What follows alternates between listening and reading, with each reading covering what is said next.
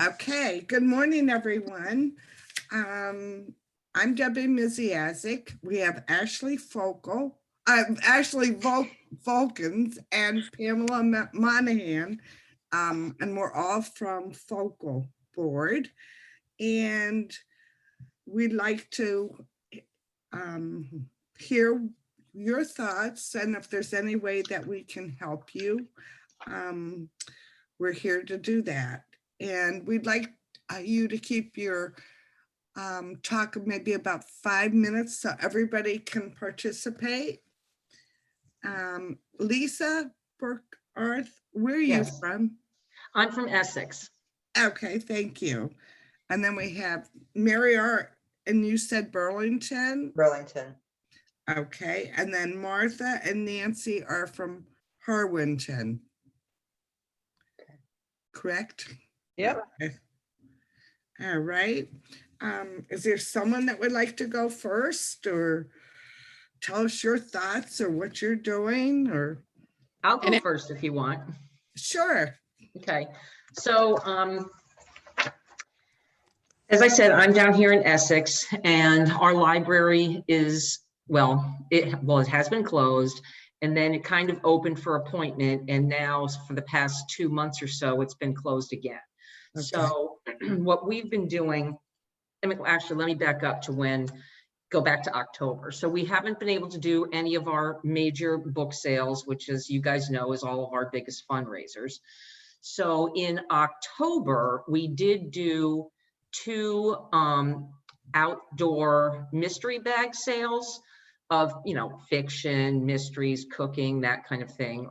We put in there's about 8 hardcovers in a bag, or the paperbacks, we just kind of filled up the bag. So we ran that in the parking lot for 4 hours on a Saturday, and we made $400 on book sales, and then one of our board members matched that in cash. So wow. that was nice. So that kind of gave us $800, and then 2 weeks after that, we did the same thing on a Sunday just for 2 hours and made another $400 there. Now that was all outside. So in the library itself, when you walk in to the double doors, on the outside, there's like a foyer, and over to the left is the actual entrance to the library, and to the right is just some big presentation meeting room. So what we've been doing is we've got 2 kind of carts out there that we did a gift sale in from December 15th. Yeah, December 15th to just the other day, where during the year when we take it in donations, which we have not done, but we've got our inventory that's been kind of sitting around. We find like the better kind of books that people would pay more than what we typically ask for a hardcover, and we sell those at our gift sale. So that just ended, and from there we got $450. Wow. Now what we did is, starting this yesterday actually, is January is now puzzles. So we kind of sent out a note to all of our mailing list and said, hey, if you have any puzzles, donate them, that kind of thing. We ended up getting about 175. Wow. Yeah, it was a lot. So, and there were some really cool puzzles. I ended up buying one for $20 because I just never seen it before. It was actually wood, and it was cut with a jigsaw, and the pieces are all these really interesting pieces, and they're over half an inch thick. So I bought that just because it was kind of fun.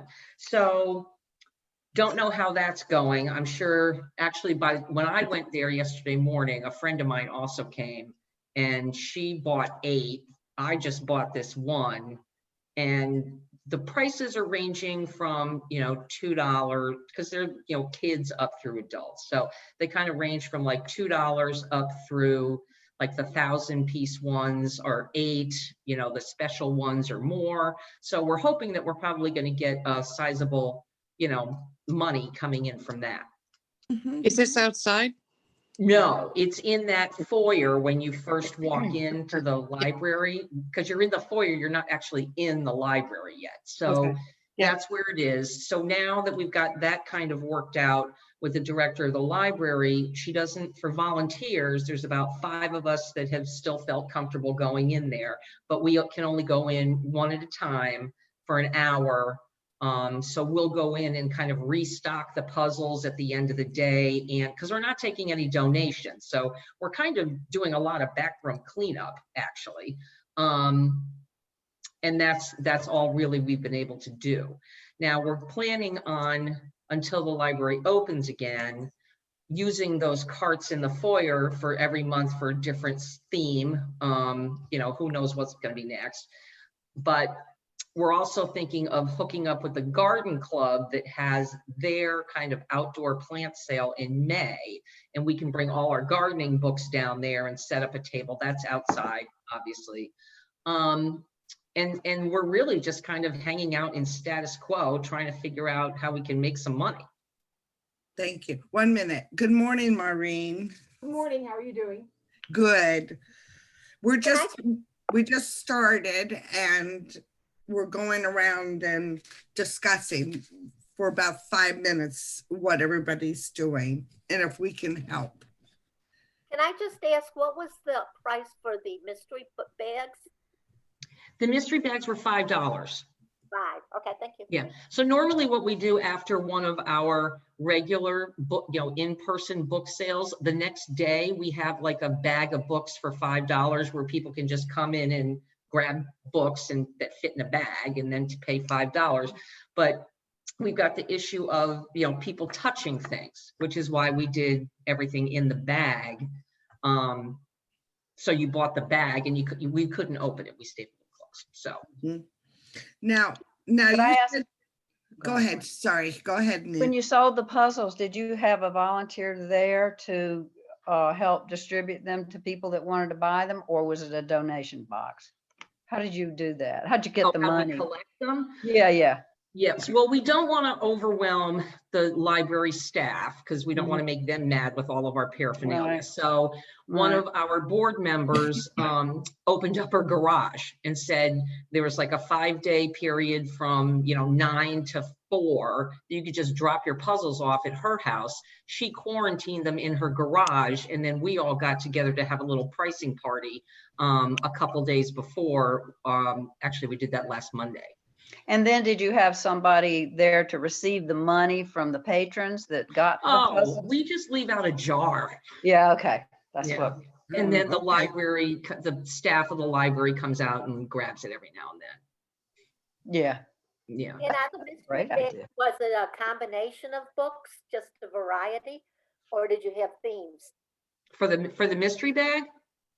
Yes. Oh, it was themes. Okay. Yeah, it was mystery, biography, history, fiction, whatever our normal, Are kind there of. any more popular ones? Theme, Fiction and mysteries always go quick. fiction, and mystery. Yep, and the art books actually go very quickly. There was one guy, he bought like 5 bags of art books, and I'm thinking he's probably a dealer. Hmm. Okay. Wow. Someone else like to go? I just asked which library you're from. Essex? Thank you. I'll go we can talk about Harwinton. We're tiny. We're a tiny town. We've got like 5,000 residents next to Burlington. And again, we share the school system. Mhm.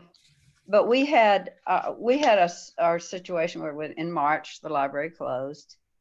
And then they were open for curbside. And we decided for our own not personal, but our meetings with our friends, we continued with our meetings. We did have one outdoor meeting, but people didn't want to meet to get in person. So we got a Zoom account, which we've been using. And then we decided we would open that up to the library itself to use for any of their meetings that they might want to do. So we feel that's a contribution that we've been able to use for us and for them. And then our book sales all summer are downstairs in the basement. It's not well ventilated. So we had a hard time getting volunteers that wanted to take this on. So we did not have them.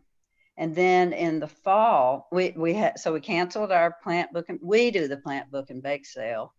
And we usually have a really good turnout with that one. But we didn't have it. We just couldn't have it in May. So we lost about 3,500 we usually make on that. So that's gone.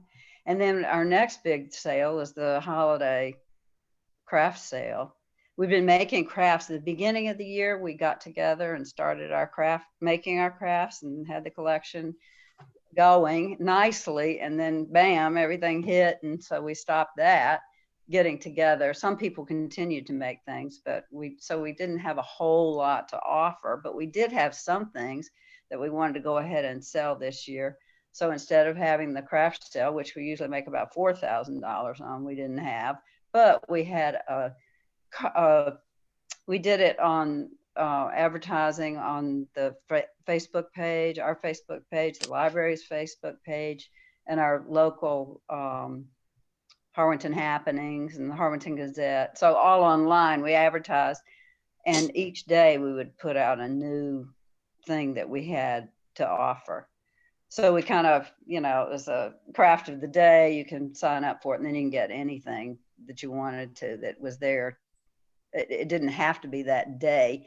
And we made about, we made about 3,000. No, take that back. We made, by the end of December, we made $540 on that. We also, yeah.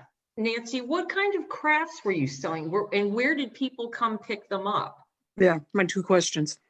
Yeah, they would order them. They would see them online, and then they would order them through the library. And our staff, we have that same feeling. Do we want to use the staff? We don't want to overstep our boundaries.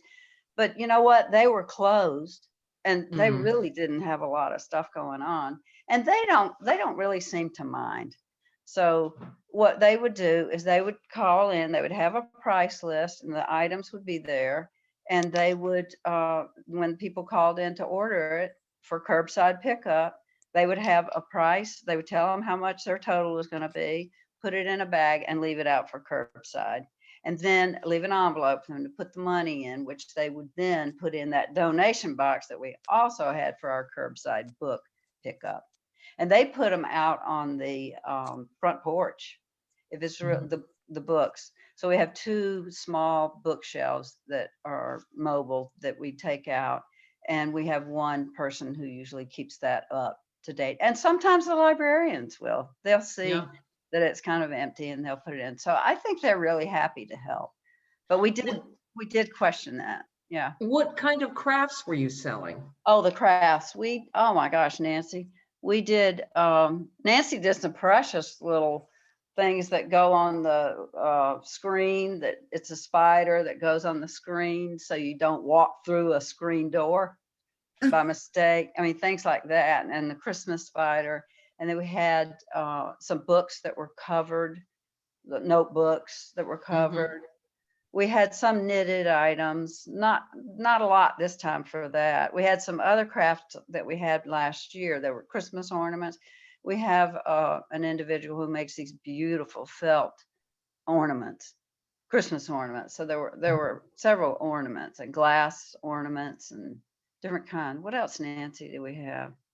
We made some little snowmen made out of the clay pots and and things like that. We had some gifts for teachers, primarily candy. We had bookmarks, and we featured like a different one, as Martha said, every day.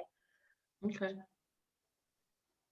And that went, so, from nothing, we made $470. And again, with the cooperation of the librarians, they were very helpful. And then in addition to the COVID, we had a flood. So our books are downstairs, and the children's books, it all flooded, the children's books. Some that were left. So the librarians were occupied with cleaning all that area out, and we couldn't really go in. They didn't want us in the building because of the flood down there. So they did a lot of that work. And so because of that, we decided we need to start, we've got this time, we do have some volunteers who are willing to go down and shelve the books. We started accepting donations. So we set it up that on Tuesday and Saturday. So it would allow us to quarantine the books. We have a shed. People will come and bring their books. We had 2 days where we offered, and they'd come bring the books. And then we would close them up and then open them up, take them downstairs. Few bins that we put them in. Yeah, we kept them in a bin to keep them quarantined. And they were quarantined in that shed too. We didn't really open it up in between. And then a couple of months ago, it started to get cold because we were outside accepting the donations. So we said, all right, we'll do it by reservation. You know, they could call and let us know. And we've still continued to get some books that way. Did you get a ton of them all at once? Because our fear is that, you know, some of us think people are just going to just get rid of their books, and others think they're just sort of hoarding them somewhere, that when we open up for donations, we're just going to get this onslaught that is just going to overwhelm us. It didn't happen for us. I mean, like I said, we're a small town, we're a really small town, and these are people that, you know, often donate. And so we thought that too. We thought, oh my gosh, all they've been doing is going through their books this time. And it wasn't, it was okay. We did all right with it. And then the problem is though, and I'm sure you all must have it, they bring, like you said, they're unloading books and they want us to get rid of. So I'd say about, I don't know, 65% of them we sent on to that group that comes and picks them up. So I don't know how to get that across, that we don't want to accept that we accept certain things, and we want to accept resellable books. So Put it on the website, but people don't look at it. They just No, I know. and so you end up I would say 3/4 of the shed was just piles of these books that were being discarded. Right. That we decided had to be discarded, and then the ones and what we would do is keep the ones that were wanted to keep moving them downstairs after quarantining, and then we have some people that have been shelving. But now we have a big pile that needs to be shelved. So that the flood in your area?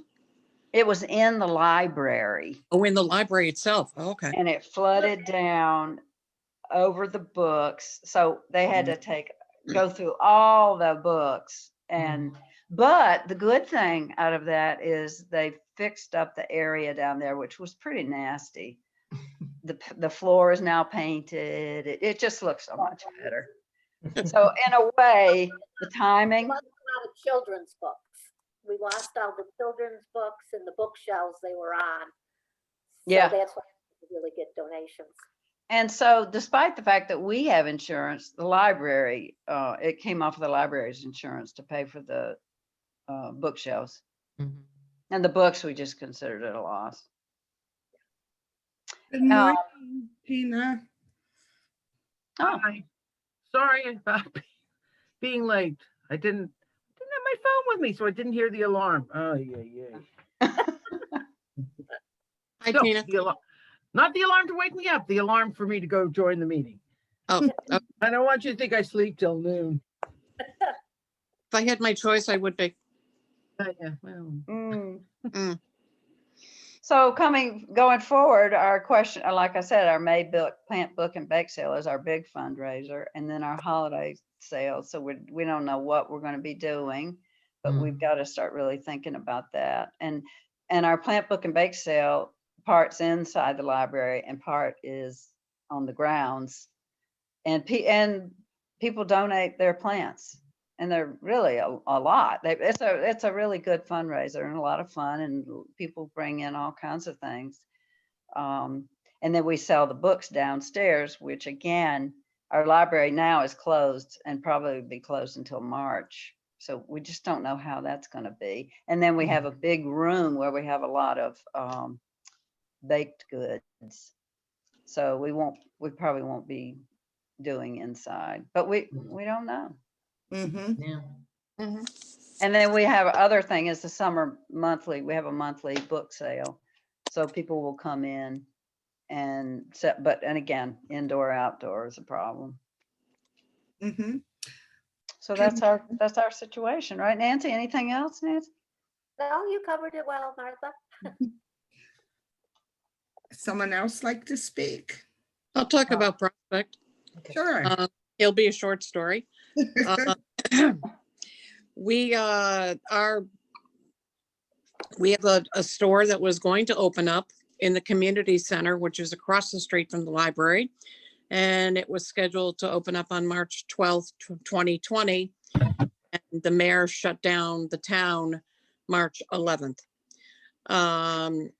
We're coming up on a year anniversary sale of a store we can't even get into. It's going to have to be retrofitted when we finally get into there to put up some plexiglass for checkout and stuff like that. But until then, it sits. As a result of which we've suspended collections, because actually it's going to be like a time warp walking into that space when we finally get in there, because it was set up for Easter. And people keep dropping off books at the library. The library is closed. So the prison group has taken some books, quite a few. And sadly, we've lost our foyer, which the health district came in as they're now retrofitting the library. And we used to have like a book nook where people could buy books and whatever. That's gone. So we have no place and nowhere to sell books. We were talking about putting some on a cart, putting them outside with a donation box, but we'd have to get into I'm sure they would let us go into the library through the back door to get the books out. But the problem is, and I understand the question about staff, is that I'm not saying they're not cooperative, but they have their limits. And they have been, the library is closed, they've been redoing the entire library. So they have been busy and I don't really want to bother them. We've already told the board, since we usually give a sizable donation to the board each year for the summer programs, that their donation is going to be cut by half this year. The executive committee made the decision back in April. The question was, do we continue or do we fold and give the board the rest of the money? And we decided that we'd still stay open. We'd still be a viable group, but their donation is going to be halved. That is okay, because our donation from the summer programs of 2020 didn't get all used. They all went to virtual. So there were some things that weren't done. So they have money left over. So fortunately, the library is still in a good position to do that. The one thing that we did do is that we sent out a dues letter, and we sent it out late. We sent it in around Thanksgiving time. And the theme of the letter was grateful and, help a neighbor, do whatever. And what happened is that the dues came in, but so did donations. And we raised almost $1,000 by just that letter. Wow. And it was terrific. We have no expenses right now other than a couple of museum passes. We've redone our museum program because a lot of the museums are closed and nobody can get the passes. But it's been a very tough situation. I love the idea of the plant sales and things like that. But frankly, until we can get into a space or even get into the library, other than curbside service, we're SOL. Yeah. And it's been frustrating. I mean, it really is frustrating. And we're just, we have a Thanksgiving basket, which we get a whole bunch of people to donate stuff to. This year, we made a donation to the food bank. It wasn't time to have a raffle. It was time to make a donation and pay it forward. So that's about it. I'm not sure what we're going to do for the spring. Our book sales obviously are done. Our books are locked up. They are definitely quarantined. But we can't even get in there. So Oh, what can I tell you? I missed It's what is your library? I missed it. Prospect. Prospect, thank you. And Prospect's not that big of a town either. Prospect's got maybe 8,000 people in it. But the mayor, I'm also the clerk of the board, and the mayor, they asked the mayor this week, why isn't he opening? None of the buildings are open in town, none of them. So he said that he got COVID in November and he was case number 192, and there have been 395 cases since then. That's why stuff is closed. wow. And that's his reason, and he's sticking to it. Wow. So it's kind of hard when you're in a small town. It's kind of hard because you're kind of at the mercy of whatever. And when I pleaded and begged, can we get into the thing in the back? There is a back entrance. There's a lock there that needs to be fixed that they never fixed. But they were giving us this space, so we were grateful. But we always went through and down the elevator to get downstairs. Can't do that. So here we are. Yeah. It's a test of patience, I think, among anything else, and trying to keep everybody positive. I believe that there will be an end to this at some point, just not sure when. I know I was in your shoes till about August when I was finally allowed in myself, but I can't open to the public. Yeah. Yeah, well, it's even hard. You can't even get into the room. That's just so frustrating. It's kind of like you want to stand there with like a one-man picket sign saying, please let me in my room. But there is no room at the library, and that's the problem. There's no room at the library, and it's a 1-floor building, so there's no cellar, so there's no place for store. So they gave us the mayor graciously gave us a room in the community center, which is terrific. And as I said, we're passing the 1-year anniversary. I may hang out a balloon there that day. Is your library having curbside pickup or no? Yes, they've had curbside pickup all along. Yeah, they've been doing a great job. Naugatuck Library, I live in Naugatuck. Naugatuck Library was opened and they closed and they opened and they closed and then they opened. People kept coming down with COVID or something, so they kept closing. They now have curbside service, but it is almost militaristic curbside service. Prospect will come, they'll meet you at the door. They're masked up and doing whatever they do to hand you a bag. Naugatuck, you have to call and wait, and they, a bag will appear and you can't touch the other person, which you wouldn't be touching them anyways. But it's just been, yes, okay, thank you, here's your book. So there's staff inside working every day? Yes. Yeah. In the beginning, they were there. It was maybe 2 or 3 staff 3 times a week. Now it's full staff. They're there 9 to 5, Monday through Friday. But there's no night hours. There's no Saturday hours. There's no, nothing. Yeah. So. How much do you charge for your dues? $5.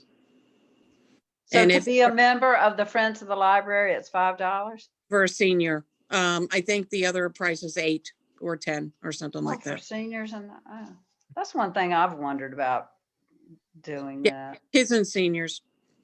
It's just an investment that we ask them to make. They know that everything we do is for the library, so it's not, we're just asking them to support us. And it really, this year we were amazed. We were just absolutely amazed at what came through. The additional donations? Yeah. Do all the people that pay the dues, or do they participate in all your activities too? Or is it? They will show up at book sales and stuff at like every organization, it's 20% of the people doing 80% of the work. Yeah.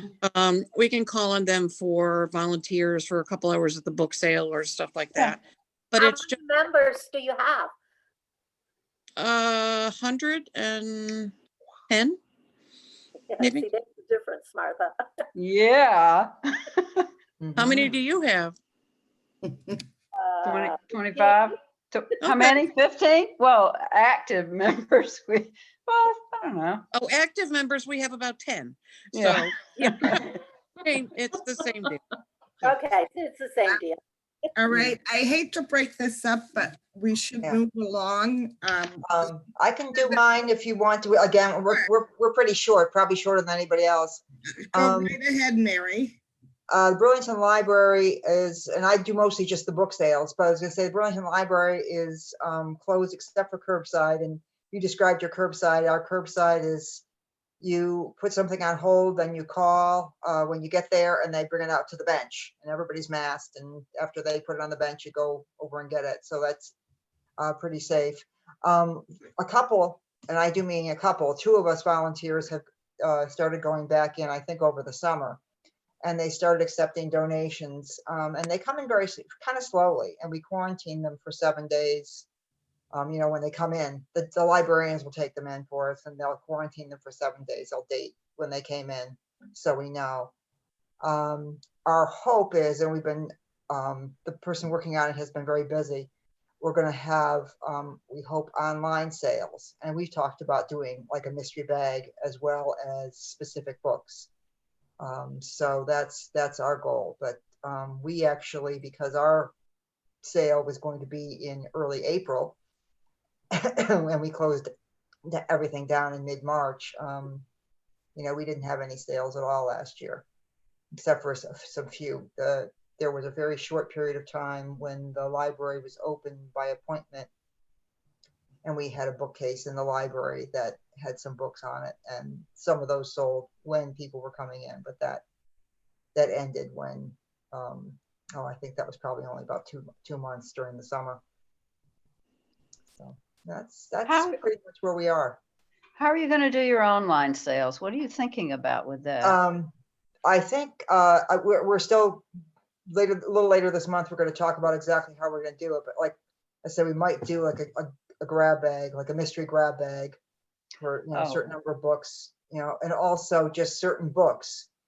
You know, if you want a specific book, we've been trying to catalog the books, the donations that we have, at least some of them, so that we can, you know, list a certain books that we think might be popular on the website, and then sell those. And again, that would be kind of a curbside. You place the order, we'll go get them and put them out for the person. You know, Nancy wants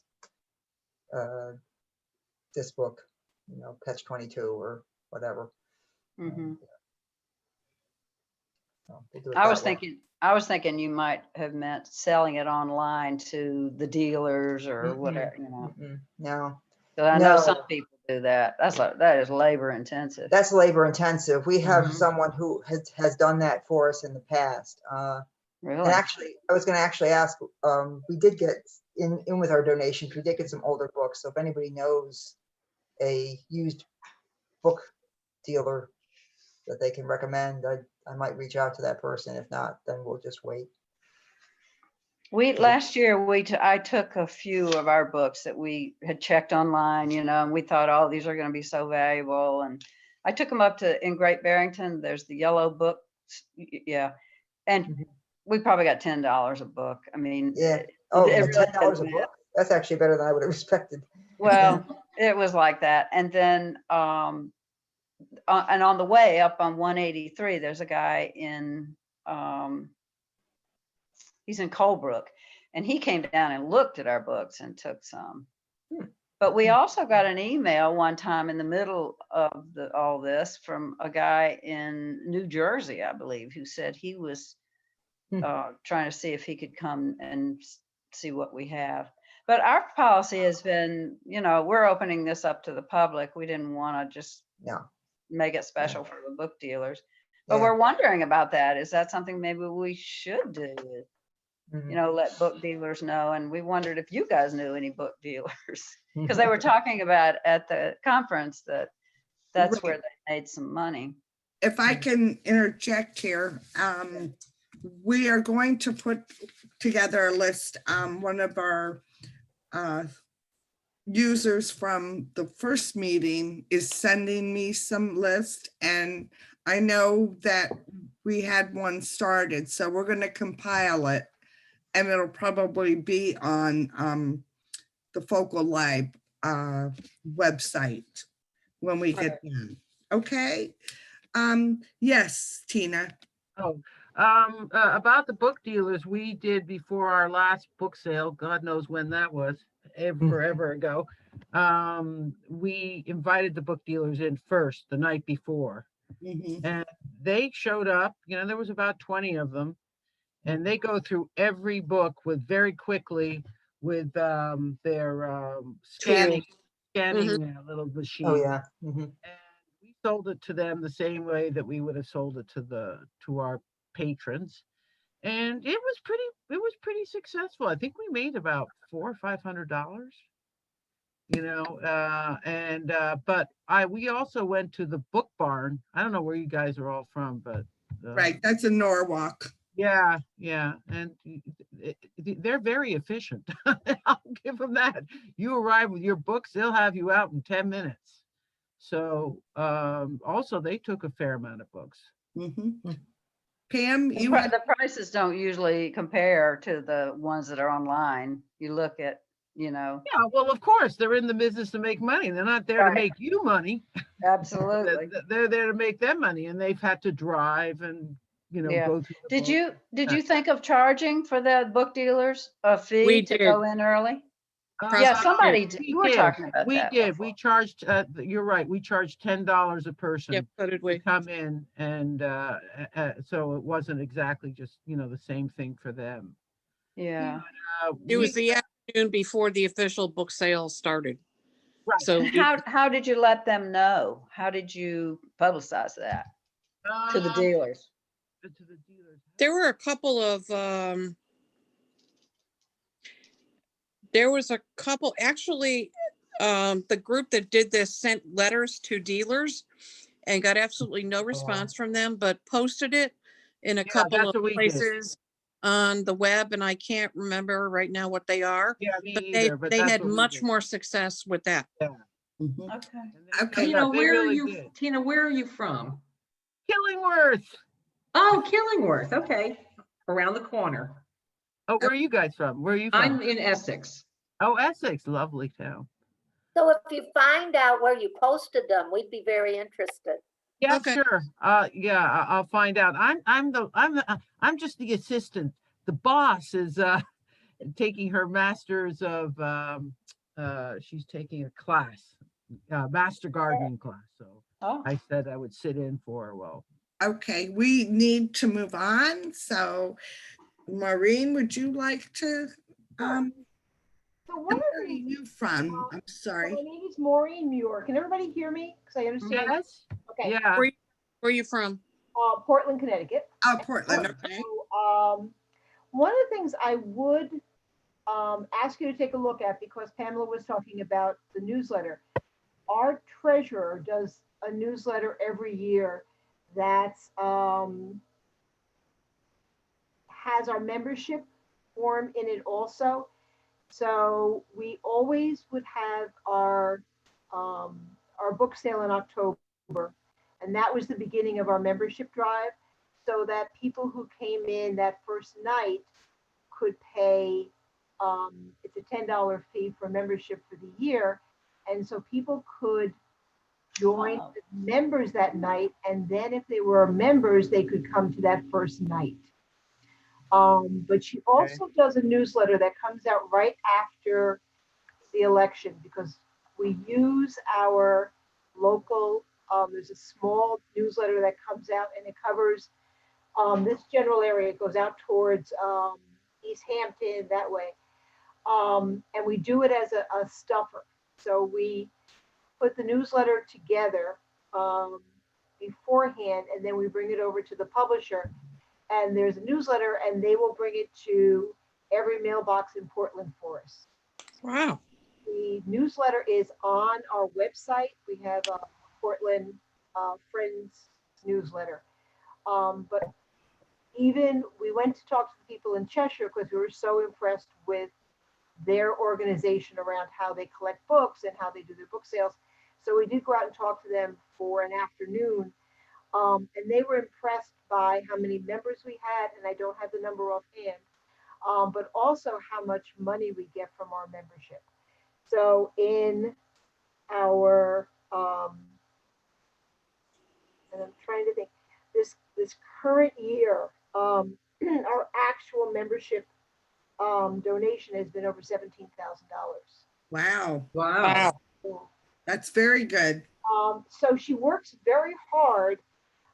She works endlessly on this. I mean, she does a lot in terms of, you know, for every donation, there's a thank you note that goes out. If somebody has an interest in joining the board, we always follow up with them, but they talk about wanting to work on the book sales. We at least give them a call and talk to them. So we work hard on trying to keep those members going and kind of make that an important part of it.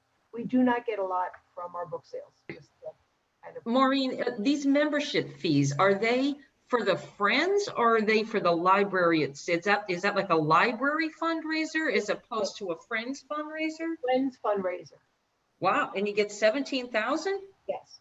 Wow, So that's great. this year, and this year was, we thought, there's a couple of things we have going on. We really thought we'd be sucking wind this year in terms of our budget. And we do direct donations to the library. So we fund a lot of things like the DVD collection, and we fund the museum passes, and we fund most of the children's things. We fund, they do a holiday basket with food, and we do books for that. So we fund a lot of things, but we do it directly. It's not done through the board. And I understand it's different from what Pamela was talking about with her library. So we do good. But, you know, we do get a lot just through straight membership. How much do you charge for your membership? It starts at 10, and that's embarrassing. Let me see if I can find it quickly. And it goes up to,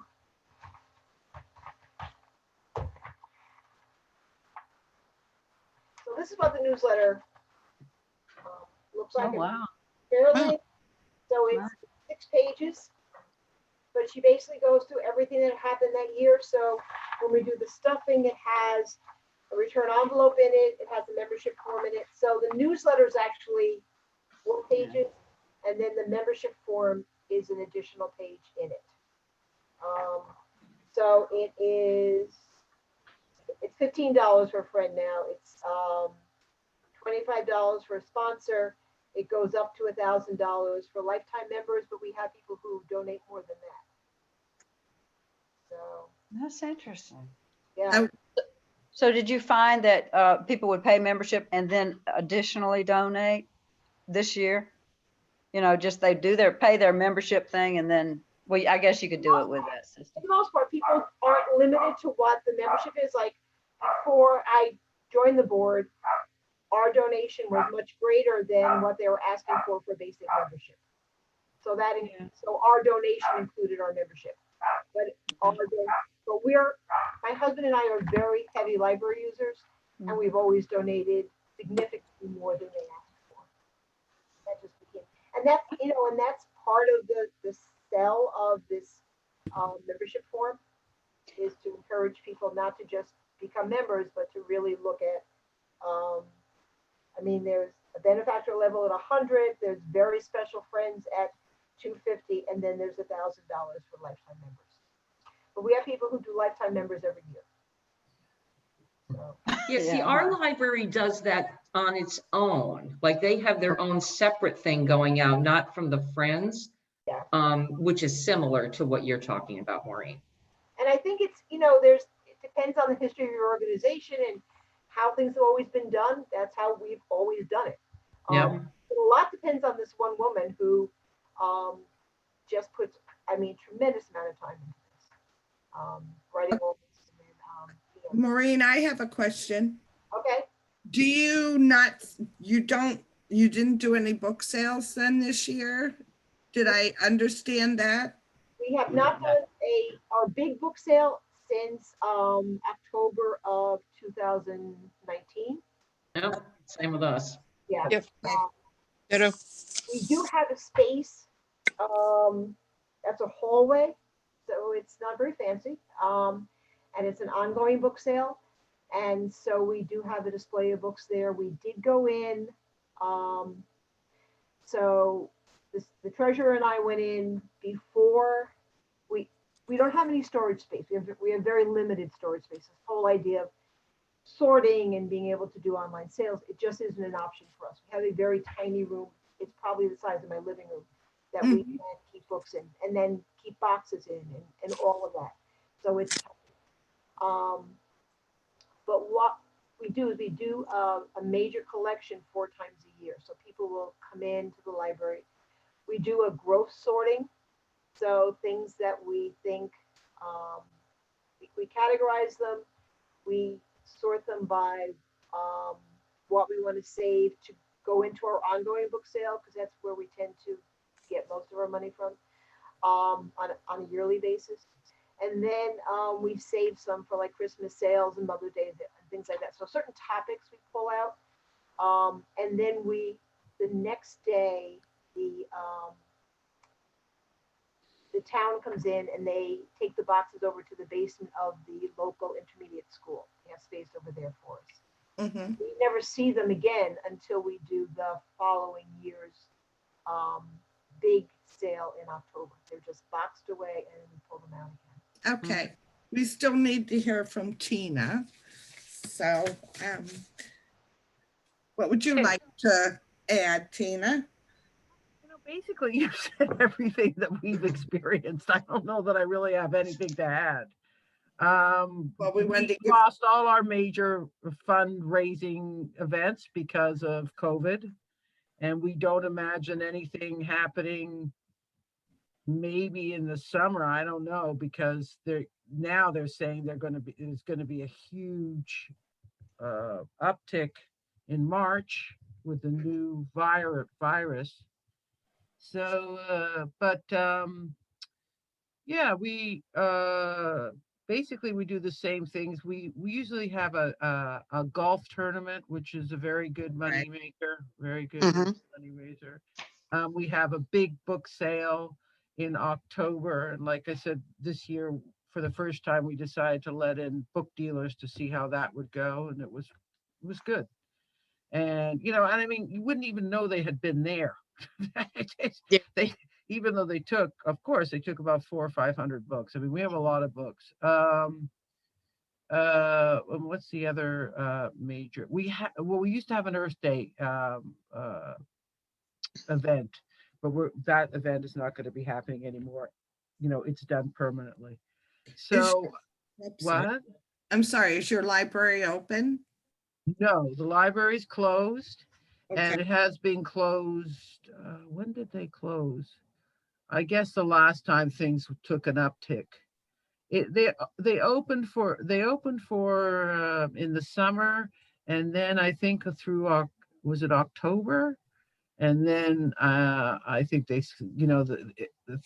they figured with Thanksgiving and everything they closed down again. Yeah, and they have curbside service. Okay. Yeah. Tina, what golf course did you do your golf tournament at? Did it in the library. Oh, it's a mini golf in the library, you mean? Right. There's No, it's a golf course. Yeah, no, you're right. it is It's a golf course. God knows. I'm sorry, I don't know. Okay. I'll definitely bring that to the next meeting, or Lise will be here and I'll tell her to let you know what the golf course was. They've done it there, I think for a number of years. So, but the golf course said last summer, there was no way they were going to do any kind of. Oh, right. Yeah. Killingworth doesn't have a golf I doubt course they will itself, this does it? summer. What's that? I don't think Killingworth itself has a golf course, do they? No. Yeah, I didn't think so. Okay. No, they don't have a golf course. So it's around here somewhere. I don't know the name of it. Yeah. And that, I guess that's about it. I mean, we do the same thing. We sort through the books. some of them we give to Discover Books, and they come and pick up books that are like not terrible. We don't, we know from experience won't sell again. And that's been helpful. So it means that, we've got another place to sort books too. And that's kind of about it that all I could think When you of. let the donors, I mean, the book dealers in earlier, do you charge them more for the books or same price? Charge them the same price. Wait a minute. Did we charge them the same price? I'm sorry, it's so long ago. I'll clarify with Lee's, but we did charge them $10 admission fee to get in. Yeah. Yeah, Mhm. initially, so that we knew that we'd cover the bother of doing it in the first place. Mhm. And yeah, and the library, she kept all the kids programs going. Our librarian, she's great. And but we really haven't taken a lot of donations because we used to come every week and go through all the donations and truck them upstairs and put them away on the shelves, etc. Libraries don't want anything to do with that. So they kind of say, well, no donations, not too, or at least not too many, because the whole, what do they call that, whole quarantining. Right. Yeah. Lisa, I have info for you on the mini golf fundraiser. Mhm. The gentleman's name is Rick Bolton. His phone number. Oh, wait, the mini, no, Yeah. I was asking about the regular golf course, Oh, okay. not mini golf. I'm good with mini golf. Okay. Thank you. I found my paperwork for that. Okay. Can we go back to Lisa for a second? Do you have, so I did come in as you were talking. Do you have rolling carts that you bring out to the foyer or the front of the library that people can get books from? Yeah, so what we have is we've got our free cart that's always kind of out there anyway, but then we have like this sort of foyer in the front where people come to do their pickup, and that's where the curbside pickup is in that room. And we've got two kind of let's see, 1, 2, 3, I think they're like 4 shelves on each one. That's where, on each cart, and that's where we put our things that we're selling, along with the jar kind of there. That's where the puzzles are there now. And then those, actually they stay there because the outer doors just get locked at night anyway. And then the free cart comes in. And I have to say, when I was in there last week, for the very first time, we have no more free books to give away, except what's on that cart. So we've been cleaning out a lot, and there's been a lot of activity on that free book cart. Yeah. Nice. Yeah, we did the same thing too with the free book cart. It worked pretty well. Yeah, We're we lucky. normally do that anyway. It's just, it would just be, we have shelves in the library for free books, and then we have big sort of presentation shelves in the library for things that were normally, whatever that month's sale topic is, or if that focus sales are typically in there. So now we're sort of reduced to these 2 carts that one of us goes in there like from 5 to 6 at night and restocks for the next day. We've got a beautiful, it really helped with the book sales before all this happened, is in the foyer of our library. It used to be like a table and that kind of thing, and they decided to invest in shelves. Oh my God, things started to go like really well out of there. The books really started to move, I would say like 30% better than what they were doing before. The shelves work. Okay, we're almost out of time, and I believe Ashley would like to take a photo of us to put in our newsletter. Oh, we're gonna be in front of that beautiful. All right, so if everyone can just smile, I'm glad we have the cat in the picture. Ashley, hi. Okay, let me just make sure I got it.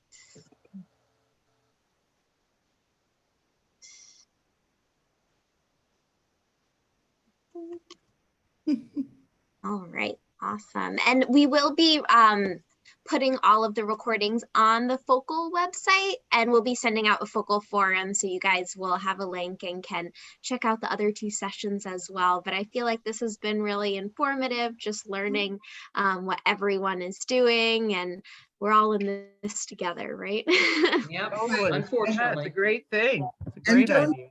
You Do all, not hesitate to contact us at FOCL, through our web page. If we can do anything to help anybody. And we'll be having more chats in the future.